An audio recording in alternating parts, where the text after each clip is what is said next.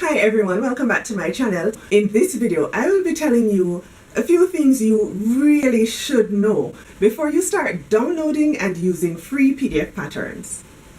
A PDF pattern is simply a digital version of a printed pattern. Simple. You typically download it from the internet. If it is a paid pattern, you pay for it and you receive the download perhaps by email. Some websites require that you subscribe to them in order to receive the pattern, but that's it. Typically, you can print your pattern on your domestic printer at home or at a print shop.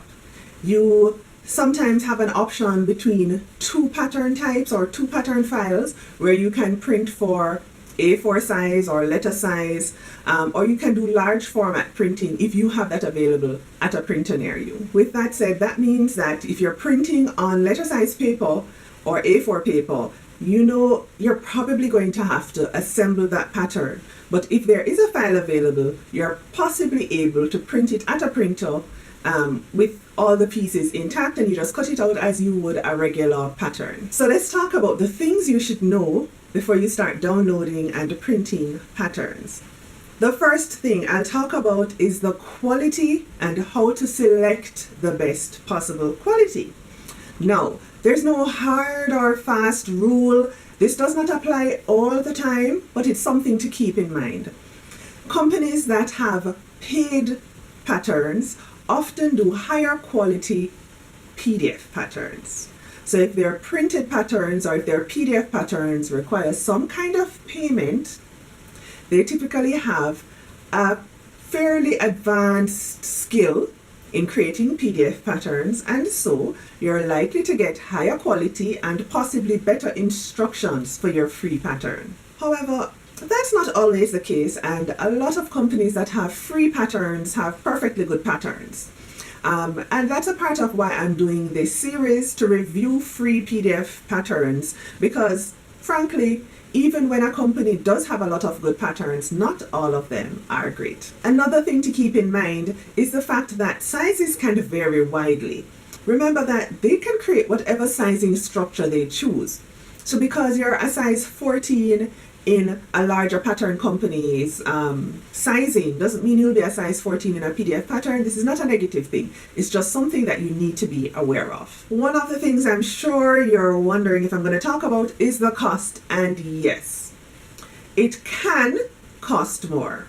And here why I say can. For those people who have access to pattern sales, and they're typically in North America or Europe or wherever it is that the pattern company exists, it's typically easy for you to get a pattern on sale. If you can get a pattern for $2, there is no way, and of course it may not be the exact same pattern, but a comparable pattern. For $2, there's no way that that's going to end up being more expensive than a PDF pattern. Because when you purchase a PDF pattern, you have to print it. You have to cut it. This means that you're taking your time and energy and money, because you still have to print the pattern. You know, they say nothing in life is free, except salvation perhaps. But you still have to cut it and assemble it, and that means that you also need to purchase tape, typically sellotape. And if you want to maintain the integrity of that pattern for a long time to come, you're probably taping the front and the back. So clearly, it's not always cheaper. It can actually be more costly. However, if you live somewhere like where I live in Jamaica, patterns and pattern sales are not easily accessible. And so printing sometimes can work out, because you can immediately get it printed. You can print it at home, or you can go to a print shop and you have your pattern in a day, as opposed to waiting a couple of weeks for it to ship from the United States or from the United Kingdom or from Australia or from wherever that pattern is created, and you have your pattern immediately. However, there is a cost. Another thing to keep in mind is that sizing is not always accurate. I said it. The pattern in general is not always accurate. So typically you do get something very close to what you asked for.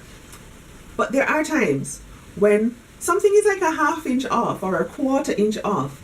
And for that reason, it's good to make muslins before you begin. So don't cut into your expensive fabric when you're using a PDF pattern. You can do it once or just sew it up with a cheap fabric aka a muslin, and this is a good practice no matter what pattern you're using, right? Not all patterns are perfect. So while this is a disadvantage because there's a higher possibility that a pattern that is free may not be perfect, it's still a good thing to have. Free PDF patterns are generally reliable, and that is why I say PDF patterns are not ideal for beginner sewists. If you're just learning to sew, go with a traditional pattern that has very clear instructions. And that brings me to the next thing to consider. Instructions are not always even available. Sometimes there are no instructions. Sometimes the instructions are very limited, and at other times they are completely inaccurate. Completely inaccurate. This really does require you to have a strong familiarity with the process of assembling your garment, because sometimes it's really easy to pick up on an error that the maker has made. Now, I will never knock a person because they made an error, because the reality is you're offering this pattern for free. However, it can affect your ability to construct the garment accurately and properly. So if you are a beginner sewer, try to look online for PDF pattern reviews so that you can see if there's anything you need to consider before you start sewing the pattern. Storage. PDF patterns are bulky, guys. They're bulky. This is one PDF pattern. All right, so this was not printed back and front, but these are just the instructions, and I printed them specifically for this video. This is not a free pattern, and this has really great instructions, but this is a PDF pattern, and you can see quite a number of pages just for the instructions alone. But then this has 48 pages for what I consider a very simple dress that has no sleeves. It's just a front and back piece and some bias tape. I don't even know if the bias tape is in the pattern. Come on, 48 pages.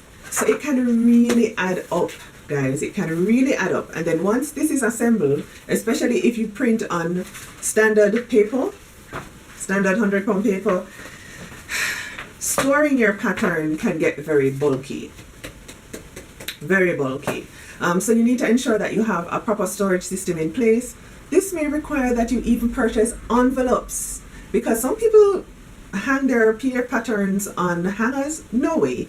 I don't have that kind of space. So naturally, I'm going to store them in folders or in envelopes. So that's another cost you need to consider. And another thing you need to consider overall. How are you going to store your patterns? Now, as I mentioned, this is the start of a playlist where I'll be reviewing free PDF patterns, but I always give my absolute honest review, and I hope that you find this useful and continue to watch my playlist to see the reviews I have of free PDF patterns. Thanks for watching. Like, comment, and subscribe. Bye!